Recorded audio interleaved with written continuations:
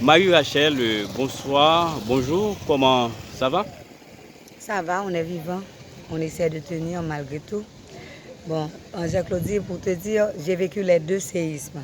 J'étais tous les deux fois dans la ville où le séisme a le plus frappé. En 2010, j'étais à Port-au-Prince et aujourd'hui, pour le 14 août, j'étais au CAI, dans ma maison, comme pour les deux fois avec mes enfants. Et j'ai vu la terre se mettre en colère. Et la première fois, on avait comme une sorte d'annonce, ça a commencé un petit peu lentement. On a eu le temps de courir. Mais cette fois, c'est arrivé brutalement et ça a duré longtemps. Et c'est pour ça que je pense qu'il y a autant de gens, autant de morts, autant de maisons qui sont tombées ici au Caille. Oui, toutes les deux fois, j'ai perdu mes maisons. À Port-au-Prince, c'est la même chose aujourd'hui. Bon, maintenant, ma maison n'est pas tout à fait tombée, mais elle est inhabitable. On ne peut pas entrer en dessous parce que c'est devenu très dangereux, c'est fendu de partout. En 2010, j'étais chez moi et j'avais des tas de gens qui sont venus s'abriter dans ma cour.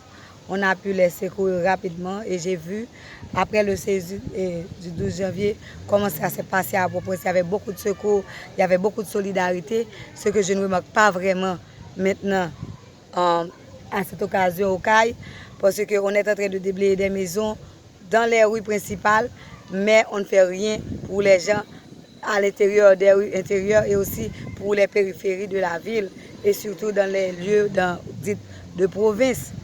Dans les communes et provinciales, on ne fait rien, absolument rien. Donc je me demande, il y a des gens encore sous les décombres. Et on dit qu'il se pourrait bien qu'il y a des gens encore vivants sous les décombres, mais on ne fait rien pour eux. Est-ce que il n'y a pas des personnes qui sont privilégiées? Oui, en quelque sorte, parce que je vois là maintenant, on est en train, non seulement on a fini de déblayer chez l'ex-magistrat, on est en train de terrasser maintenant. Tandis qu'il y a des endroits où on n'a même pas encore commencé à déblayer pour sauver ou pour retirer les cadavres. Mais votre inquiétude, c'est quoi? Mon inquiétude, ces gens-là, laissés livrés à eux-mêmes, qui n'ont pas de maison. Et puis cette histoire de cyclone, on est en pleine saison cyclonique, si je peux dire. Et il y a des tonnes de gens qui dorment dans la rue. Moi, j'ai dormi je dors dans ma voiture. J'ai dormi dans une cour, il y avait des gens qui dorment.